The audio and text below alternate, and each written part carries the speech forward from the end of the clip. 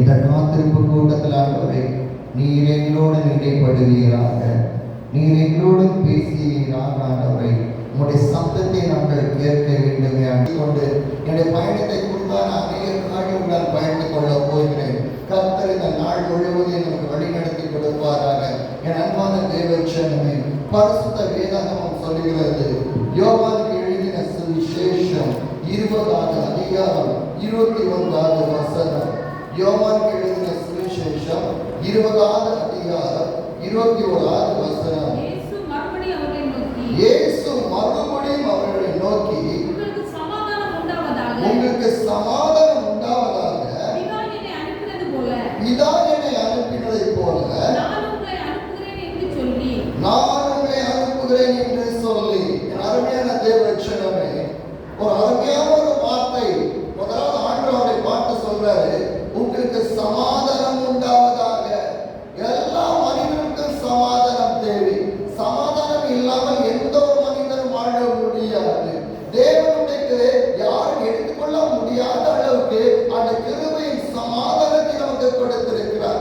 அந்த சந்தோஷத்தின் சமாதானத்தை நமக்கு கொடுத்திருக்கிறார்.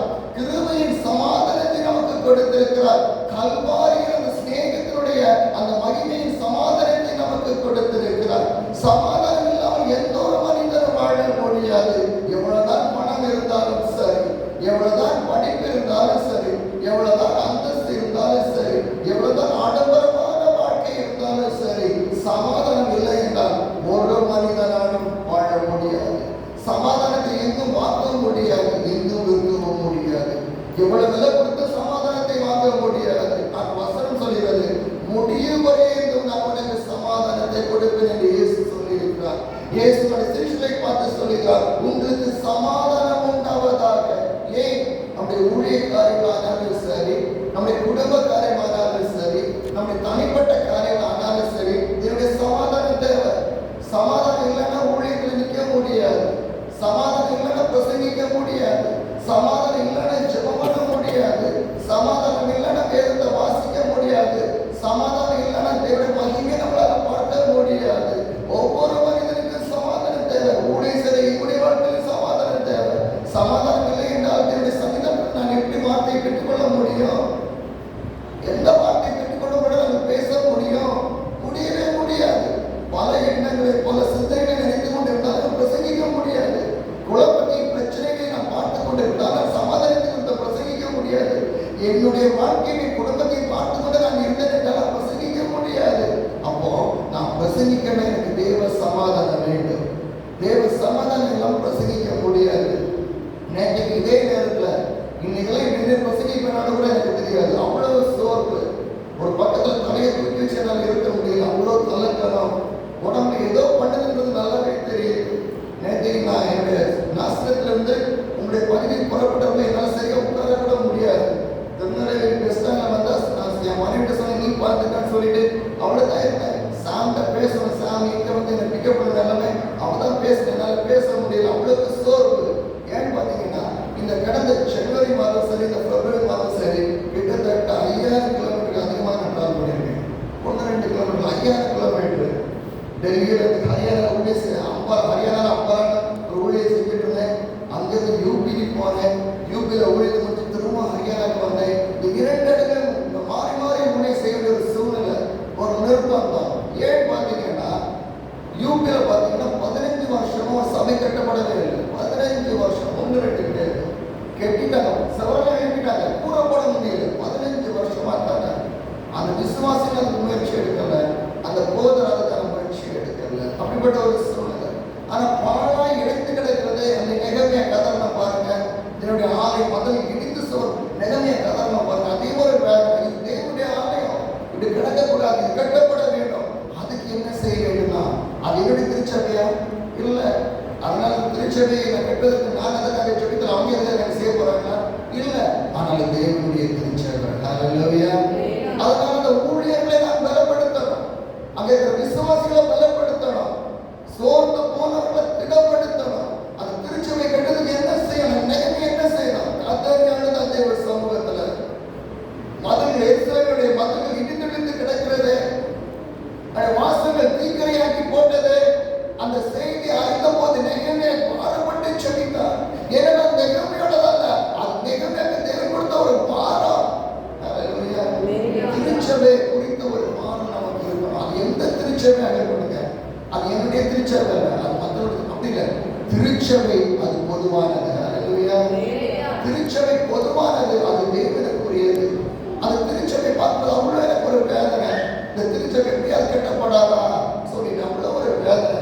என்ன பண்ணுனேன்டா, அந்த போந்தரம் முதலாவது பலப்படுத்தினேன். 2வது ஊழியர்கள் அவருடைய அந்த அந்த ஆத்மாக்கள் இடத்துல வருகிற அந்த ஒவ்வொரு விசுவாசிகளையும் பலப்படுத்த ஆரம்பித்து ஒவ்வொரு வீடாக இறங்க ஆரம்பிச்சேன். நான் அந்த போதரமா சேர்ந்து ஒவ்வொரு வீடுமாக ஜனவரி மாதம் மிகுந்த வடமாநிலம் பார்த்தீங்கன்னா குளிர் டைம், அது குளிரான ஒரு நேரம். டிராவல் பண்றதெல்லாம் ஈஸியெல்லாம் கிடையாது. டே டைம்ல போனீங்கன்னா விசுவாசத்தை பார்க்க முடியாது, வேலைக்கு போயிடுவாங்க. ராத்திரி நேரம் தான் வருவாங்க. இந்த ராத்திரி நேரத்துல தான் டிராவல் பண்ணும்போது குளிர் அதிகமாக தான் இருக்கும். அந்த குளிரை பொருட்படுத்தாம அவர்கிட்ட ஒரு பைக் இருந்துச்சு, அந்த பைக்ல நானும் அவருமா எவ்வளவு வீடுகள்ல போக முடியுமோ அவ்வளவு வீடுகளில் போய் ஜெபம் பண்ணி அந்த விசுவாசிகளை திடப்படுத்தி திருச்சபை கட்ட வேண்டும் என்ற பாரத்தினால ஜெபிக்க ஆரம்பித்தோம். என்ன நடந்தது? ஆனா ஒரு சைடு குளிர், ஒரு சைடு பிரச்சனை, எல்லாமே இருக்குது. யூபியில சுவிசேஷம் செய்வது ஒரு ஈஸியான காரியம் கிடையாது. அது ராத்திரியானாலும் சரி, பகலானாலும் சரி. உத்தரப்பிரதேச ஊழியம் செய்வது சரியான காரியம் இல்லை. யாராவது தகவலை அரசாங்கத்துக்கோ இல்லை போலீஸ் ஸ்டேஷன் சொல்லிட்டாங்கன்னா கண்டிப்பாக இந்த இடத்துக்கு வந்துடுவாங்க. ஆனா அதுவே எங்களுக்கு தெரியும். ஆனால் இடிக்கப்பட்ட அந்த திருச்சபை கட்டப்பட வேண்டுமே, கட்டப்படாத இருக்கிற திருச்சபை கட்டப்பட வேண்டும். அதுக்கு என்னால் என்ன செய்ய முடியும்? என் ஊழியத்தை பத்தி நான் ஓடலாம், எனக்கு அந்த தரிசனம் கிடையாது. அந்த சபையை கட்டணுன்றது என்னுடைய தரிசனம் இல்லை. அந்த ஊழியர்களை பலப்படுத்த வேண்டும் என்ற தரிசனம் அல்ல, ஆனால் அது தேவனுடைய தரிசனம். ஹல்லேலூயா. என்னுடைய ஊழியத்தை காட்டிலும் தேவனுடைய தரிசனத்தை நிறைவேற்றுவதற்கு அந்த ஊழியர்களை கொடுத்திருக்கிறார். ஹல்லேலூயா.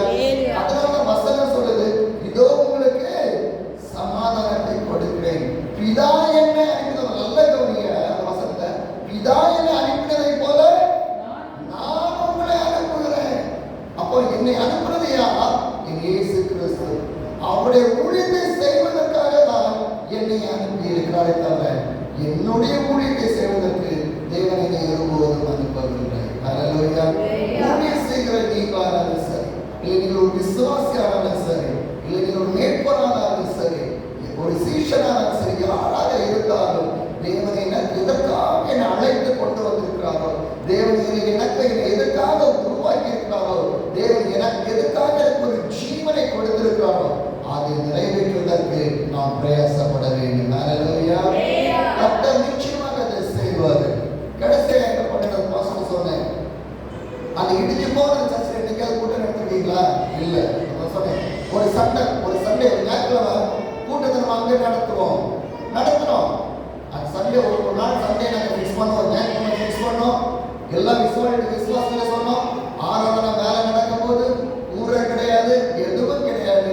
அது இடிஞ்சு போன அந்த மனசுல அந்த ஆராதனையை நடத்தணும். அன்னைக்கு செடிக்க ஆரம்பித்தோம். அதற்காக எல்லா ஞாயிற்றுக்கிழமையும் அந்த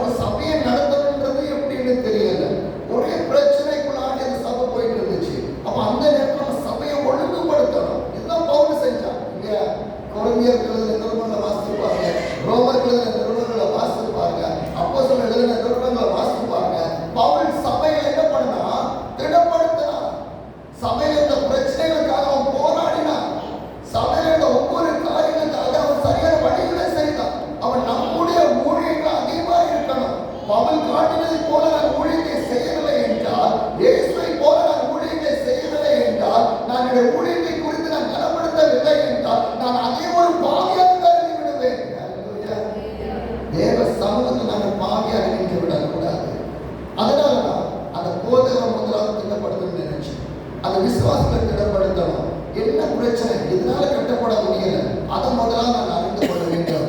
அவளை கூட இருந்து இருந்து இருந்து அதற்காக ஜெபத்தை பண்ண ஆரம்பித்தேன். பிற்பாடாக அந்த இடிக்கப்பட்ட அந்த திருச்சபையிலே ஒரு ஞாயிற்றுக்கிழமை கூட்டத்தை நடத்தினேன். அதுக்கு பிற்பாடாக இந்த சர்ச்சுக்கான என்ன செய்யணும், அந்த சபை அந்த மூப்பர்களோட எல்லாம் பேசுறேன். யாரும் ஒத்துழைக்கிற மாதிரியே இல்லை. சபை மாசத்துல பேசுறேன். பேசி அவரால் ஓட முடியாது, அதனால நான் ஓட ஆரம்பித்தேன். எங்க கட்டணும், எப்படி கட்டணும், யாரை சந்திக்கிறது, அவங்க எல்லாம் போய் மீட் பண்ணி அவங்களெல்லாம் வர சொல்லி அதுக்கான வேலைகள் எல்லாமே செய்ய ஆரம்பித்தேன். ஹல்லேலூயா.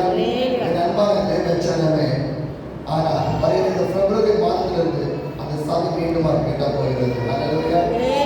அந்த பாஸ்டர் சொன்னாரு, இங்க விசுவாசிகளால் கொடுக்கவே மாட்டாங்க, அவங்க வாழ்றதுக்கே வழியில எப்படி கொடுப்பாங்க அப்படின்னு கேட்டாரு. ஆனா அதுல இருக்கிற ஒரு நான் வந்த போது எனக்கு அந்த பாஸ்டர் ஃபோன் பண்ணி சொன்னாரு, ஒரு நாள் நேராக நான் மேக்ஸிமம் 6 நடந்துட்டு இருந்திருக்கு.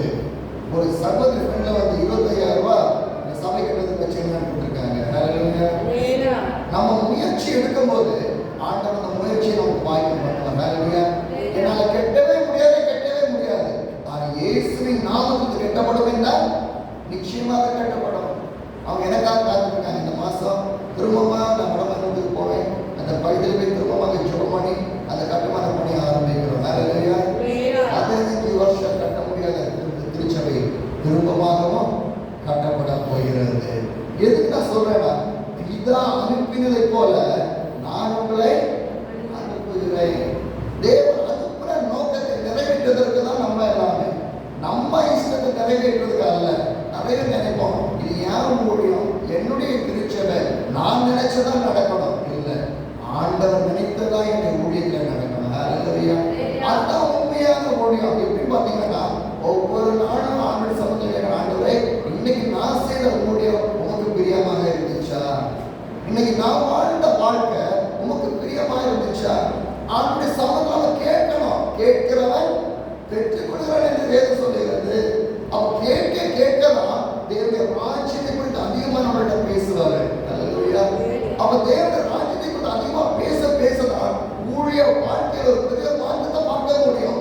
என்னைக்குமே நான் இந்த ஊழியத்தை செஞ்சுட்டு இருப்பேன் இப்படிதான் என்று இல்லாம தேவனுடைய சமூகத்தில் கேட்கும் போதுதான் நம்முடைய ஊழியத்தோட தன்மையே மாற ஆரம்பிக்கும். நம்முடைய ஊழியத்துடைய தன்மை மாற மாற மாற அதை சபை ஊழியமா இருக்கட்டும், இல்லை இவாஞ்சலிக்கல் மினிஸ்ட்ரியா சுவிசேஷ ஊழியமாக இருக்கட்டும், இல்லை மிஷனரி ஊழியமா இருக்கட்டும், இல்லை ஒரு தீர்க்கதரிசன ஊழியமா இருக்கட்டும், எப்படிப்பட்ட ஊழியமாக இருந்தாலும் சரி அந்த ஊழியத்துடைய மகிமையே அதுக்கப்புறம் வித்தியாசமா இருக்கும். ஹல்லேலூயா. நம்ம செய்கிற ஊழியம் ஒரு மகிமை நிறைந்த ஊழியமாக இருக்கணும். ஹல்லேலூயா. நம்ம போற இடத்துல ஆண்டவர் கொண்டு வரணும். எப்படி பாருங்களா, ஆண்டவர் எங்கெல்லாம் இயேசு கிறிஸ்து சுற்றி திரிந்து போறாரோ அங்கெல்லாம் ஜனங்கள் இயேசுவை தேடி வந்தாங்கன்னு வேதம் சொல்லுது. ஆண்டவர் கிராமத்துல போறாரு, கிராமத்துல போறது பார்த்தீங்கன்னா அந்த கூட்டமான ஜனங்கள் இயேசுவை தேடி வராங்க. ஆண்டவர் எரியோக்கு போறாரு, எரியோக்கு போற வழியிலேயே ஒரு குருடன் ஆண்டவர் பார்க்கிறாரு. அந்த குருடனுக்கு பார்க்க தெரியாது, அந்த குருடன் கத்துறா, நசரேய தாவீதின் குமாரனே எனக்கு இறங்குன்னு சொல்லிட்டு. அப்ப குருடனுக்கு தெரிஞ்சிருக்குது, இயேசுவை பார்த்தேன்னா இல்ல இயேசுவை சந்தித்தேன்னா நான் அற்புதத்தை பெற்றுக்கொள்ளுவேன். அதோட முடியலங்க, இயேசு திரும்ப இறைவனுக்கு வாராரு. சகேயுங்கிற ஒரு மனிதர் இயேசுவை பார்ப்பதற்காக வாராங்க. ஹல்லேலூயா. நம்ம போனோம், நம்ம ஆண்டவருடைய சித்தத்தை செய்யும் போது ஆண்டவர் ஜனங்களை அழைத்துக் கொண்டு வருவார். அப்போ அதுக்காக முயற்சிக்கணும். இப்படி யூபியில ஊழியம், அதை முடிஞ்ச ஹரியானாவில் ஊழியம், புதுதாக தொடங்கப்பட்ட ஒரு ஃபெலோஷிப், ஒரு கூடுகை, அந்த மக்களை திட்டப்படுத்தி அவங்களுக்கு ஜெபத்தை ஏற்படுத்தி இப்போ தினந்தோறும் அவங்க ஜெபிச்சுட்டு வராங்க. ராத்திரி 9 மணிலிருந்து 10 மணி. சில வேளை என்னால் முடிஞ்சுன்னா அந்த ஜெபத்தை நானும் ஆன்லைன் மூலமாக நான் தொடர்பு கொள்கிறேன். ஏன் அதை பார்த்தீங்கன்னா ஒரு குடும்பத்தில் ஒரு ஆள் தான் ஏற்றுக்கொண்டிருப்பாங்க. இயேசு கிறிஸ்துவ கணவனை ஏற்றுக்கொண்டு மாட்டாங்க, பிள்ளை ஏற்றுக்கொண்டு மாட்டாங்க. கணவனை ஏற்றுக்கொண்டிருப்பாங்க, மனைவியை பிள்ளையை ஏற்றுக்கொள்ள மாட்டாங்க. அவன் அப்படிப்பட்ட இடத்துல இணைக்கணும்ல, எப்படி இணைக்கிறது? அப்படிப்பட்ட சுவிசேஷத்தை சொல்லணும்ல, திட்டப்படுத்தணும்ல, எப்படி பண்றது? ஆத்மாக்களை பயன்படுத்தணும். ஏதோ ஆத்மா வந்துச்சு, ரோட்டை போக முடியுமா? போக முடியாது. அந்த ஆத்மா எப்படியாவது பணி நடத்தணும். அதுக்கு எவ்வளவோ பிரயாசங்கள், இங்கே அங்கே இங்கே அங்கே. அப்படிதான் எனக்கு இந்த டிசம்பர் ஜனவரி மாசம் ஊழியர்கள் பார்த்தீங்கன்னா யூபியில் ஒரு 2 நாள், ஒரு 4 நாள் ஹரியானால இருக்க அம்பாலோட வயதில் இருப்பேன். 2 இடத்துல டிராவல் இங்கே அங்கே டிக்கெட் அது முடிச்சு கேரளாவுக்கு நான் வர வேண்டியது இருந்துச்சு. ஒரு ஊழியத்துக்காக சில ஊழியர்கள் இருந்து அதை முடிச்சுட்டு அது திரும்ப போற வழியில ஒரு சகோதரர் ஃபோன் பண்ணாரு. இந்த கடையை பகுதியில் இருந்து எங்க சர்ச்சைக்கு ஒரு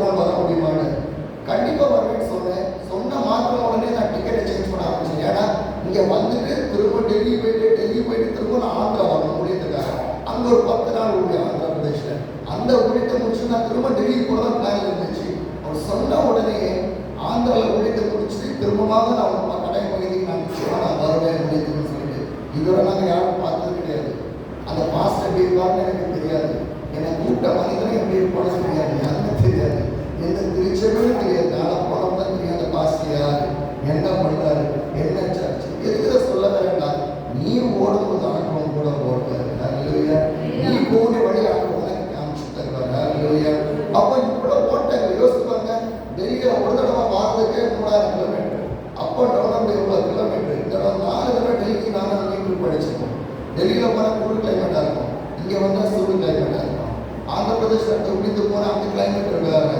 அந்த 10 நாள் ஊழியர்கள் எத்தனை கூட்டம் நினைக்கிறீங்க? 10 நாள் 21 கூட்டம், காலம் கூட்டம், ராத்திரி கூட்டம். ராத்திரி கூட்டம் ராத்திரி 10 மணி 12 மணி ஆகும். அந்த ஒவ்வொரு பிசாசு பிடிச்சவங்களெல்லாம் ஜெபம் பண்ணி முடிக்கும்போது ராத்திரி 12 ஆகும். திரும்ப அந்த கிராமத்தில் வரணும், திரும்ப முடிவு செய்யணும். 10 நாள் 21 கூட்டங்கள் அந்த ஆந்திர பிரதேசில் 3 கிராமங்கள் ஊழியர்கள். அது முடிக்கும்போது என் சரீரத்தில் ஒரு பயம் கிடைச்சது. அந்த பயத்துக்கு தான் அடுத்த படாத பாடுபட்டுச்சு. ஆனால் ஆண்டு என்னை பலப்படுத்தி அவங்க சபையில் நிற்பதற்காக. அல்லேலூயா. நினைச்சேன் என்னால் வர முடியாத வரணும். இன்னத்துக்கு முன்னாடி டாக்டர் செக்அப் பண்ணுறோம். லக்ஷ்மண் அந்த மீட்டிங்கில் நீங்கள் கேன்சல் பண்ணக்கூடாதா, கடையை மீட்டிங்கு இங்கே வரதில் கேன்சல் பண்ணக்கூடாதான்னு கேட்டாங்க. கேன்சல் பண்ணுறது ஆண்டுடைய சித்தம். அல்லேலூயா. அவர் நினைச்ச கேன்சல் பண்ணுறாங்க, நானே கேன்சல் பண்ணக்கூடாது. என்னால் முடியாட்டாலும் வந்து அட்லீஸ்ட் அது இருந்தால் கூட பேசணும்னு நினைச்சேன். கடையில் அதான் நினைச்சேன், இருந்தால் பேசிக்கிட்டு போகணும் அப்படின்னு சொல்லிட்டு என் தலைவனத்தில் என் பல பூர்வமாக பண்ணுறது சொன்ன தேவன். நான் ரெஸ்ட் எடுக்கணும்னா ஆண்டு எனக்கு ரெஸ்ட்டை கொடுப்பாரு. நான் ஓடனா ஆண்டு எனக்கு அந்த பலனை எனக்கு கொடுப்பாரு. இன்னைக்கு உங்கள் சர்ச்சில் வாரவரைக்கும் படுத்தாங்க, என்னால் இருக்க முடியல, அவ்வளோ சரீரத்தில் ஒரு பலம் வேணும். நீங்கள் உங்கள் சர்ச்சில் நான் வாரவரைக்கும் படுத்தாங்க, என்னால் முடியலை. இனி நாளைக்கு ஒரு 40 கிலோமீட்டர் கடையாகும். திரும்ப நாளைக்கு நான் ட்ராவல் பண்ணி போகணும். மீட்டிங் முடிச்சு திரும்ப வந்துட்டு திரும்ப நான் நாஸ்ரேத் போயிட்டு ஒரே நாள் 2ஆவது நாள் திரும்ப கடை பயணத்துக்கு போகும். ரெஸ்ட் எடுக்கிறதுக்கே நாட்கள் இருக்காது, நேரமே இருக்காது. ஏன் தெரியுமா? வெளிப்படுத்தல் விசேஷத்தோட திருப்பி பண்ணுங்க. வெளிப்படுத்தல் 14வது அதிகாரம் 6வது வசனம்.